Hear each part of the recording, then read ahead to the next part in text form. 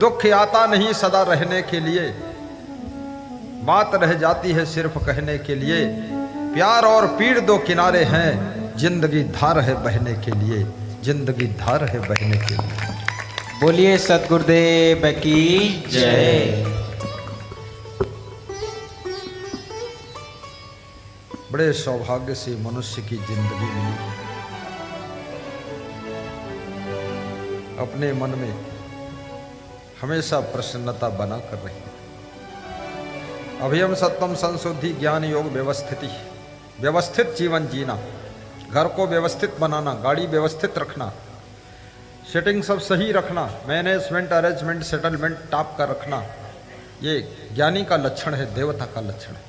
अल्लम जल्लम उल्लुल जुल्लुल ओट पटांग गंदा फंदा इधर उधर, ये सब आसुरी संपदा के लक्षण है।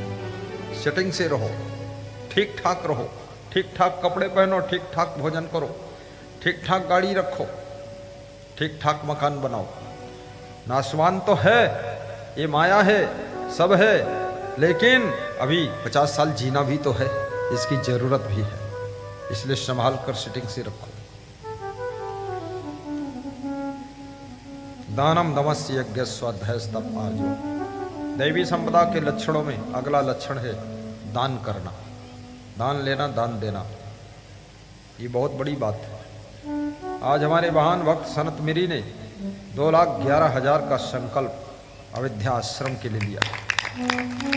स्वर्गीय श्री लखनलाल अग्रवाल, उनकी पत्नी किरण देवी अग्रवाल ने अयोध्या आश्रम के लिए 5100 की भेंट दिया है कि अयोध्या में आश्रम बनाइए। सारे काम दान से होते हैं, मंदिर दान से बनते, आश्रम दान से बनते, भंडारे दान से होते हैं, सत्संग दान से होते हैं। दान बहुत बड़ी चीज है, दान छोटी मोटी चीज नहीं है। गवर्नमेंट देती है तो उसे अनुदान कहते हैं, जब तुम देते हो तो उसे दान कहते हैं, और जब किसी को सहयोग करते हो उसे योगदान कहते हैं, जब श्रम करते हो तो श्रमदान कहते हैं, जब आंख दान करते हो उसे नेत्रदान कहते हैं, और जब मरने से बचाने के लिए लोगों के लिए रक्त देते हो उसे रक्तदान करते कहते हैं, और जब किसी विशेष कार्य के लिए समय देते हो तो उसे समय दान कहते हैं। याद रखना, जब आश्रम, स्कूल और मंदिर बनाने के लिए, हॉस्पिटल बनाने के लिए जमीन दान देते हो तो उसे भूमि दान कहते हैं, उसे भूदान कहते हैं। बोलिए सदगुरु भगवान की। समाज के कल्याण के लिए जब जीवन देते हो तो उसे जीवन दान कहते हैं। हमारे साथ में एक बालक एक दिन मंच पर कह रहा था, मैं 18 साल का हूं, मैंने गुरु जी के चरणों में परमार्थ के लिए, धर्मार्थ के लिए, सेवार्थ के लिए, जन जन के कल्याण के लिए, खुद के कल्याण के लिए जीवन दान किया है। वो बालक यहीं कहीं बैठा होगा, खड़ा हो जाए अगर हो, है यहाँ, जल्दी खड़े हुआ करो, देर मत लगो। ये जीवन दान, कम से कम उसने बोला तो जीवन दान। ये बोलना भी कठिन है, क्योंकि बोलने के बाद आदमी फंस भी जाता है। जीवन दान किया फिर वापस कैसे लिया? तो बहुत से लोग बोलते ही नहीं, क्योंकि उनके मन में घुच है, कभी जरूरत पड़े तो रिटर्न। जीवन दान करना, क्षमा दान करना, और किसी के लिए प्रेम दान करना, ज्ञान दान करना, वस्त्र दान करना, हर दान का अपना अपना महत्व है। बुद्धि दान करना। एक इंजीनियर कह रहा था, मैं अगर 100 नक्शा बनाता हूं, आर्किटेक्ट हूं, तो 10 लोगों का मैं दान में बना देता हूं, बुद्धि दान कर देता हूं, क्योंकि इसमें मेरा खर्च कुछ होता नहीं, बस बुद्धि दान कर दिया। एक डॉक्टर कह रहा था, 100 मरीज देखता हूं तो उसमें 10 मरीज फ्री देख लेता हूं, पहचान लेता हूं ये ज्यादा गरीब है, फ्री। फीस तो जमा करके तभी आता है अंदर, लेकिन फिर पर्चे पर लिख देता हूं, वापस करो फीस इसकी, इसको फ्री देखूंगा मैं। तुम जहां हो वहीं पर सेवा कर सकते हो। दानम दमश्च, दान करना देवी देवता का लक्षण है। दमश्च, जो इंद्रियों को वश में रखता है, ये देवताओं का लक्षण है। दैवी संपदा। यज्ञश्च, जो यज्ञ करता है, ज्ञान यज्ञ। अश्वमेध यज्ञ, घृतमेध यज्ञ, अजयमेध यज्ञ, नरमेध यज्ञ, 27 कुंडी यज्ञ, 108 कुंडी, 1008 कुंडी यज्ञ, 1,08,000 कुंडी यज्ञ, ये सब यज्ञ है। सभी यज्ञों में श्रेष्ठ यज्ञ कौन सा है? भगवान श्री कृष्ण से अर्जुन ने पूछा था यज्ञों में श्रेष्ठ यज्ञ कौन सा है? श्री कृष्ण कहते हैं अर्जुन, श्रेयान द्रव्यम यात यज्ञात ज्ञान यज्ञ परम तप सर्वम कर्माखिलम पार्थ ज्ञानी परिश्रमाप्यते तत्विधि प्रणिपातेन परिप्रश्नेन सेवया उपदेक्ष्यन्ते ज्ञानम ज्ञानिना तत्वदर्शिना श्रद्धवा लभते ज्ञानम तत्परः सहितेन्द्रियः ज्ञानम लब्ध्वा पराम शांतिम अचिरेण अधिगच्छति नहीं ज्ञाने सदृशम पवित्रम ही विद्यति। श्री कृष्ण कहते हैं कि जितने दुनिया में यज्ञ होते हैं उन सब यज्ञों में श्रेष्ठ यज्ञ यदि कोई है तो ज्ञान यज्ञ है। ये गीता की बात कह रहा हूं, अपनी जेब से नहीं कह रहा हूं। तो अर्जुन ने कहा ज्ञान यज्ञ क्यों श्रेष्ठ है? बोले ज्ञान यज्ञ इसलिए श्रेष्ठ है, ज्ञान यज्ञ में मनुष्य के यावन मात्र समस्त कर्म समाप्त हो जाते हैं और जीव कर्म के बंधनों से छुटकारा पा जाता है। इसलिए ज्ञान यज्ञ जो कराता है, अर्थात जो सत्संग कराता है, प्रवचन कराता है, वहां पर कुंड नहीं खोदे जाते हैं, वहां पर जितने मुंड इकट्ठे होते हैं वो कुंडी यज्ञ नहीं होता है, मुंडी यज्ञ होता है। और 1008 नहीं, उसमें 10,008 भी इकट्ठे लोग हो सकते हैं, वो मुंडी यज्ञ होता है। और वहां पर कोई शाकन्य की आहूत नहीं होती है, हवन सामग्री की आहूत नहीं दी जाती है। वहां पर क्या आहूत होती है ज्ञान यज्ञ में? ओम नामता गणपति गंगवा, हरे नामता महे प्रिय नामता, रमेश नामने बीड़ी सिगरेट स्वाहा, सुरेश नामने गांजा स्वाहा और कामिनी नामने गुस्सा स्वाहा। अवगुणों की आहूत दी जाती है, दारू की आहूत दी जाती है, बुराइयों की आहूत की जाती है इस ज्ञान यज्ञ में। और वही ज्ञान यज्ञ सुरा कछार में 2 दिन से चल रहा लगातार। और सभी ये मुंडी यज्ञ है, जितने मुंडी बैठे हैं, जितने नर नारी बैठे हैं, ये उतने मुंडी यज्ञ है। कुंडी यज्ञ में नहीं करता हूं, मैं मुंडी यज्ञ करता हूं। बोलिए सद्ज्ञान दाता गुरुदेव की। आज हमारे पास में पूज्य साक्षी जी महाराज जो 5 बार सांसद रहे हैं उन्नाव लखनऊ के पास के, उनके पीए का फोन आया, बोला मैं सत्संग कराना चाहता हूं तो कैसे आप आते हैं? मैंने कहा आप बुलाते हैं, हम आते हैं बस, और क्या। बोले खर्चा क्या लेते हैं? तो हमने कहा हमारी डीजल गाड़ी का दे देना। अरे बोले वो पंडाल वंडाल जो लगेगा उसका बता दो। अरे हमने कहा उसमें क्या खास बात है, यूपी में है। तो बोले यूपी में क्या खर्चा नहीं लगेगा? हमने कहा लगेगा।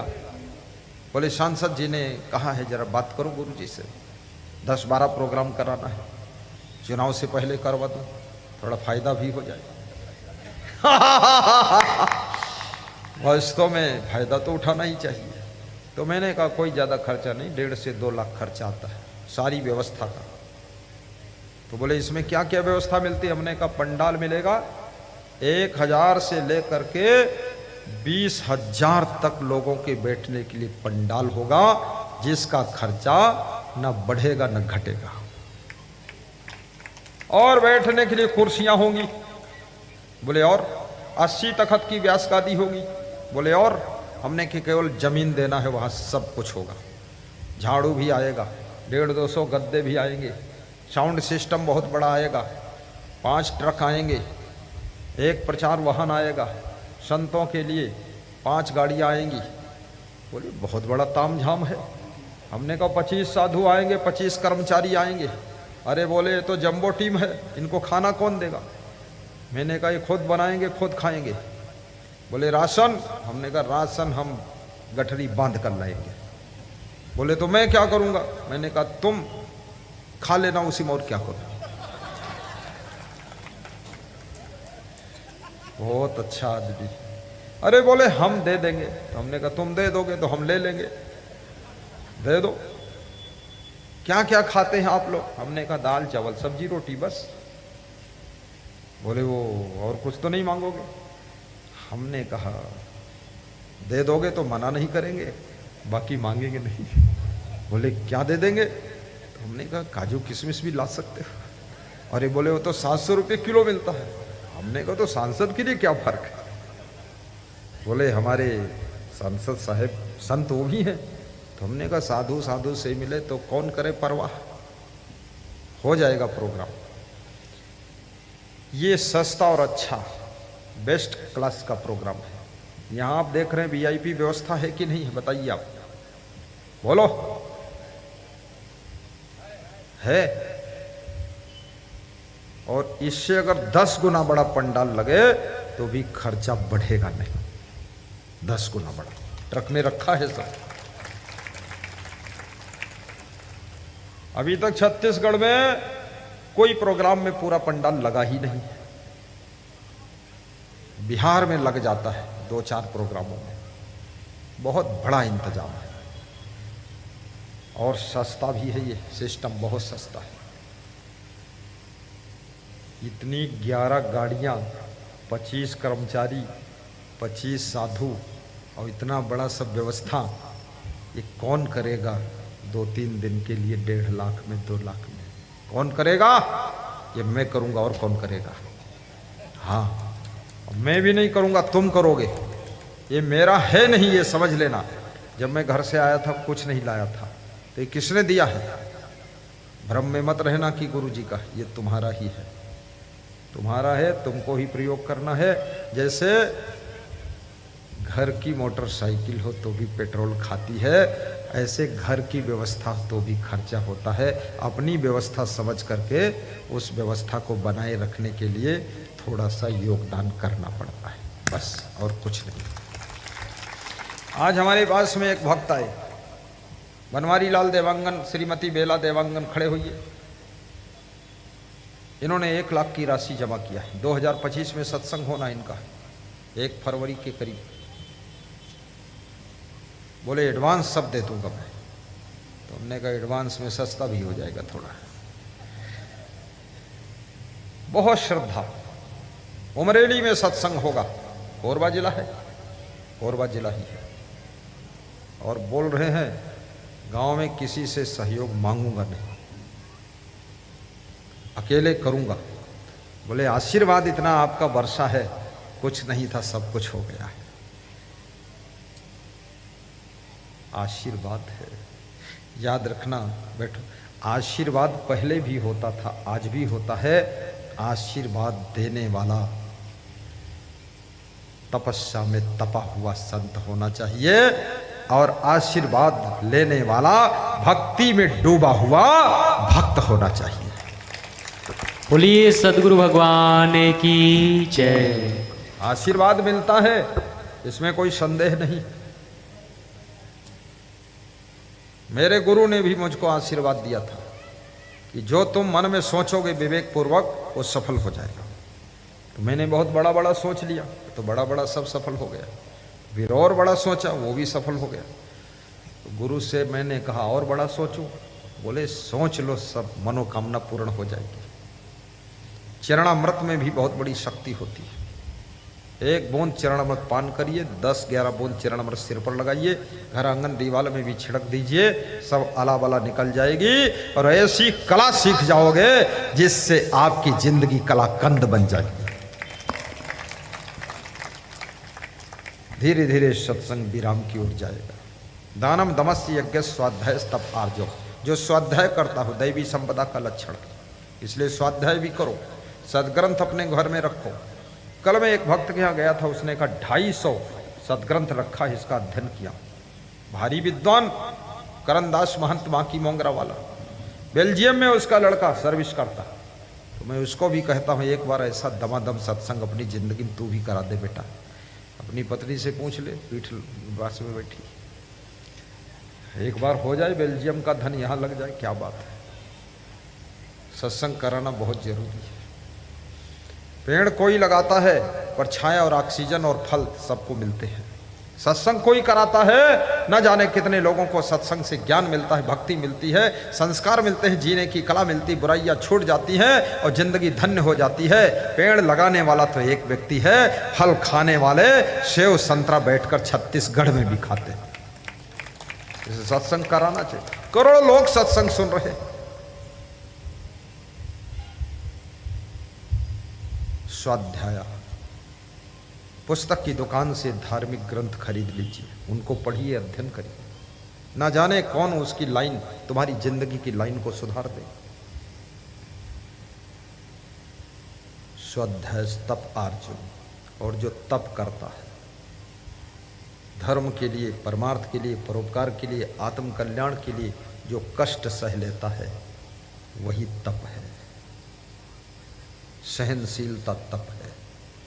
देव दुज गुरु प्राज्ञ पूजनम शौचम आर्जवम। आचार्योपासनम ब्रह्मचर्यम चा शारीरम तपः उच्यते मनः प्रसादा सौम्यत्वम मौनम आत्म विनिग्रह भाव सत्तम संशुद्धि ऋतत्वो मान समुच्यते। ये मन का तप है। प्रसन्न रहना मन का तप है। चिंतित रहना ये मन का बिगड़ा रूप है। क्या तुम्हारा है क्या नहीं तुम्हारा है, सब कुछ है तुम्हारे पास में, जरा खुश भी रहा करो। थोड़ा समय निकाल कर व्यायाम भी कर लिया करो। हर समय घर ही में खिचड़ी पकाते रहो, उसी में उलझे रहो, चकई के चकधुम मकई के लावा तिकड़े के तिकड़म बनाते रहो, ये बुद्धिमानी नहीं। थोड़ा अपने शरीर की जीवनचर्या का भी टाइम टेबल सेट करिए। कितने लोग ना तो समय पर खाते हैं ना समय पर, उनका सब काम गड़बड़े है। खाते पहले हो नहाते बाद को है। हाँ, उल्टा पलटा, कोई सेटिंग शुद्ध साई नहीं।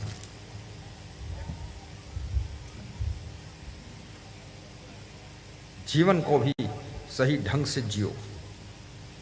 जिंदगी गलत ढंग से जीने से जिंदगी में सुख भी दुख में बदल जाता है। तरीके से जिंदगी जियो तो जिंदगी के कांटे भी सुख के फूल बन जाते हैं और जिंदगी में शांति की खुशबू आने लगती है। ये कोई प्रकार का नशा मत कीजिए। ये बीड़ी सिगरेट गुटखा पुड़िया तम्बाकू छोड़िए, एक झटके में त्याग कर दीजिए। बचपन में कोई नशा नहीं करते थे, कितने सुंदर दिखते थे, मुस्कुराते थे, प्रसन्न रहते थे। जितना ज़्यादा जिंदगी में बुराइयां प्रवेश करेंगी, अवगुण प्रवेश करेंगे, उतना ज़्यादा तुम्हारी खुशी नष्ट होती चली जाएगी। और आदतों को जितना ज़्यादा तुम अपने जीवन में ख़त्म करते चले जाओगे तो याद रखना तुम्हारी जिंदगी में ज्ञान का प्रकाश फैलेगा और सुख शांति जहां तुम जाओगे तुम्हारे साथ साथ चलेगी। अपने अपने घरों में गम खाकर भी रहो, समता से रहो। दानम दमस स्वाध्याय तप आर्जो, और सरल बनकर रहो। जटिल मत बनो, सरल बनो। सरल स्वभाव नमन कोटि लाई, यथा लाभ संतोष सदाई। सरल स्वभाव नमन कोटि लाई, यथा लाभ संतोष सदाई। कहु भगति पथ कौन प्रयासा, योग नमक जप तप उपवासा। सरल स्वभावना मन कोटि लाई, यथा लाभ संतोष सदाई। सरल स्वभाव हो, जटिल स्वभाव मत बनाइए। सरल खान पान भी हो। ऐसी चीज खाने की आदत मत बनाओ जो इसको तैयार करने में ही बहुत बड़ा झंझट हो जाए। एक महात्मा किसी गांव में गया, ग्रामवासी बड़े श्रद्धालु थे। उन्होंने महात्मा से पूछा कि महात्मा जी क्या खाते हो? बोले अन्नहार करता नहीं। बोले अन्नहार करता नहीं तो फिर? केवल दूधाहार। बोले केवल दूध का आहार करता हूं। बोले दूध लाता हूं मैं। लोग दूध लेकर आए। बोले भैंस का दूध पीता नहीं, केवल गाय दूध है आधार। तो लोग फिर गए, गाय का दूध लाए। कैसा दूध? बोले गाय का है। पहला बच्चा जो जन्म में उसका दूध ले आओ जाए। लोगों ने माथा पीट लिया, बहुत ढूंढा, 2 घंटे ढूंढा तो जो पहली बार बच्चा जन्मी थी गाय, उसका दूध ले आए 1 लीटर। कैसी गाय का लाए? बोले पहली बार बच्चा जन्म दिया उस गाय का दूध। बोले एक बात और सुन लो, उजले रंग की गाय हो तब महात्मा दूध खाए, ये किस रंग की गाय? बोले काले रंग की थी। अरे बोले ले जाओ दूध, सफेद रंग की गाय होनी चाहिए। सफेद रंग की गाय का दूध ढूंढा, ढूंढते ढूंढते शाम हो गई, बड़ी मुश्किल से मिला। फिर उसने कहा दूध कैसे दुह लिया सो तो देव बताए, दूध कैसे दुहा? तो भगत ने कहा सोकर जब ही उठ गए दूध दुहा तब जाए।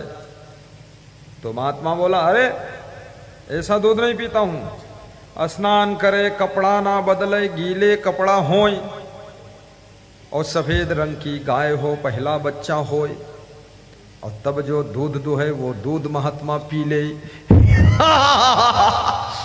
अरे भगत बोले इतनी ठंडी में स्नान करके गीले कपड़े पहनकर दूध दुहूं और तब तुम पियो, ये झंझट। बाबा दाल भात जो खाए ले सोई संत कहाए, अब ये झंझट जो बतलावे सो तो संत है नाए। भगत भी उसी कहानी बनाने लगा। अब इसको कहते जटिल जिंदगी, फालतू झंझट पाल के रखा है। खान पान भी आपका सरल होना चाहिए, एडजस्टमेंट करो। एडजस्ट होने वाले, सब जगह सेट हो जाने वाले, कभी खिचड़ी भी खा लेते हैं मुस्कुरा कर, कभी आलू गुंडा भी खा लेते हैं, कभी चटनी भी खा लेते हैं।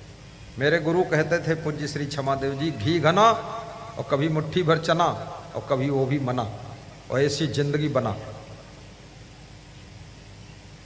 ऐसा ही होना चाहिए।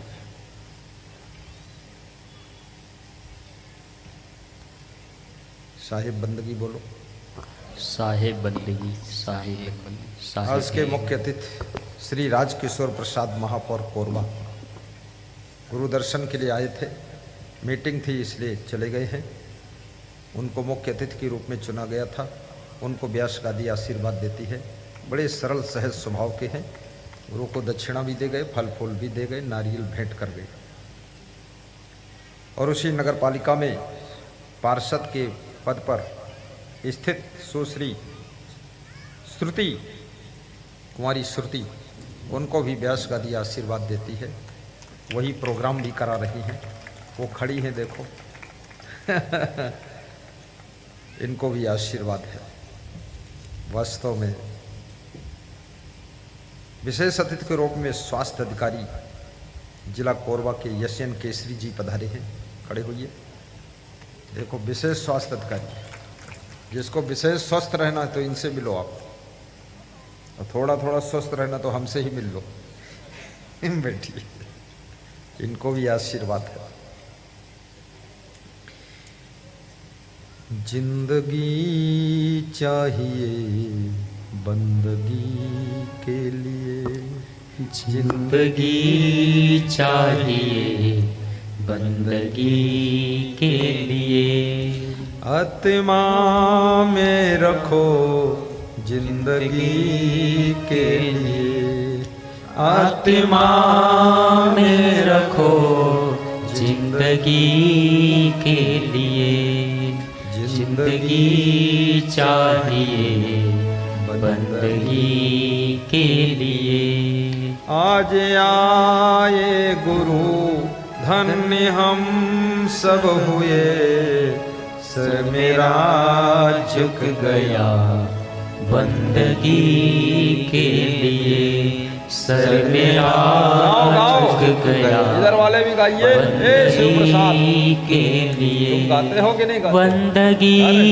चाहिए जिंदगी के लिए, जिंदगी चाहिए बंदगी के लिए। रहने वाले गुरु लखीमपुर के, नाम उनका क्षमा काम उनका क्षमा, नाम उनका क्षमा काम उनका क्षमा। आज वादा करो और संकल्प लो, आज वादा करो और संकल्प लो। कर्म अच्छे करो जिंदगी के लिए कयाच करे, जिंदगी के लिए जिंदगी चाहिए, बंदगी के लिए जिंदगी चाहिए, बंदगी के लिए। बोलिए सद्गुरु भगवान की जय। संत भगवान की जय। अहिंसा सत्यम अक्रोधा त्यागा शांति अपैशनम। जो अहिंसा धर्म का पालन करता है वो दैवी संपदा के लक्षण से भरपूर है। जिसके पास धैर्य है वो देवी और देवता की ग्रेड में आता है। धृति क्षमा दमो अस्त्यम शौचम इंद्रिय निग्रह धी विद्या सत्यम अक्रोधो दशकम धर्म लक्षणम। सत्य की राह पर जो चले, सत्य स्वरूप आत्मा को जो पहचान ले, वो व्यक्ति दैवी गुणों से भरपूर है। अक्रोधा जो क्रोध को जीत लेता है। सबके अंदर क्रोध है। कुछ लोग क्रोध में अपने होश हवास को खो देते हैं, कुछ लोग क्रोध को कंट्रोल कर लेते हैं। जो क्रोध को कंट्रोल कर लेते हैं, याद रखना, वह लोग धरती पर शांति स्थापित करते हैं। जो क्रोध में जल भुन कर राख हो जाते हैं, वे धरती को नरक बनाने का काम करते हैं, नरक बनाने का काम करते हैं। ये गुस्सा कंट्रोल करिए। ज्यादा गुस्सा आने से आपकी बुद्धि का स्मरण कम हो जाता है, स्वास्थ्य भी अच्छा नहीं रहता है, लोग आपसे प्रभावित भी नहीं होते हैं। मंद मंद मुस्कनियाँ तेरी बलिहार जाऊं जी, ऐसी मंद मंद मुस्कनियाँ होना चाहिए। आप फोटो खिंचाते हो, मंद मंद मुस्कनियाँ करते हो कि नहीं? आप दर्पण में अपना चेहरा देखते हो तो मंद मंद मुस्कुराते हो कि नहीं? ये मंद मंद मुस्कनियाँ में कितना आकर्षण है, कितना लोग खुश होते हैं। इसलिए मंद मंद मुस्कनियाँ भी रखिए। मेरे पास में एक फोन आया, महान भक्त सीतापुर जिले से, उत्तर प्रदेश से, अभी 2 दिन पहले। बोले गुरुदेव, निवेदन करना नहीं चाहता था पर कर देता हूँ, आप पधरौनी कम कीजिए। हमने कहा क्यों? बोले ठीक से सो लीजिए। हमने कहा तुझे क्यों इतनी चिंता है? बोले चिंता ये है कि व्यास गादी पर जब प्रवचन करो तो मंद मंद मुस्कनियाँ के साथ करो तो ज्यादा दुनिया खुश होगी। और इसका नाम अभिषेक दास है, श्री अभिषेक यादव। गुरु का समर्पित है, संत बनने के लिए तैयार है, 1 साल बाद संत बनेगा। वो मंद मंद मुस्कनियाँ देखना चाहता है। वास्तव में ज़्यादा जागने से, ज़्यादा भागने से, ज़्यादा अस्त व्यस्त हो जाने से आदमी का शरीर थोड़ा सा अस्वस्थ हो जाता है। मुस्कनियाँ भी तभी होगी जब शरीर स्वस्थ रहेगा, नींद पूरी हो जाएगी। ये नींद ना पूरी होने से चिड़चिड़ापन आता है, बड़बड़ाने लगता मनुष्य, गुस्सा भी ज्यादा आती है, सिर में दर्द भी होने लगता है। और मीठा मीठा दर्द पूरी बॉडी में होता। फिर भजन गाते हो, दर्द मोरे नस नस में, गुरुजी पिलाई दे ज्ञान की बूटी, दर्द मोरे नस नस में। अब गुरुजी बूटी पिलाने गया, गुरु के भी दर्द हो गई नस नस में। अरे ये बहुत खतरनाक है। इसलिए इस दुनिया में आए हो तो प्रेम से सोइए भी। आज मैंने अपने एक संत से पूछा कि दोपहर में भोजन करने के बाद संतों का क्या हाल हुआ, तो साधक ने बताया सारे संत बेहोश पड़े थे। तो हमने कहा क्या हुआ, कोई नशा कर लिया? बोले नशा नहीं, आपके चरणों में सब निश्चिंत है, भोजन किया और 2 घंटा सोया खूब है। तो मैंने कहा मंद मंद मुस्कनियाँ पे बलिहार जाऊं रे, और सोए गए साधु बलिहार जाऊं रे। साधु को भी सोना बहुत जरूरी है, और सोने से कौन पाप होता है। इसलिए महिलाओं से भी कहूंगा ठीक से सो लिया करो। जो महिलाएं ठीक से सोती नहीं, उनके चेहरे की सुंदरता धीरे धीरे कम होती चली जाती है। और जो पुरुष ठीक से सोता नहीं है, याद रखना चेहरा बदसूरत होता चला जाता है। इसलिए व्यास गादी निवेदन करती है, सोने में कोई टैक्स नहीं लगता है, कम से कम 7-8 घंटे की नींद मस्त लिया करो। ये दुनिया तो ऐसे ही चलती रहेगी, अपने को एक दिन मरना है, और मरने से पहले जम के सोना भी है। बोलिए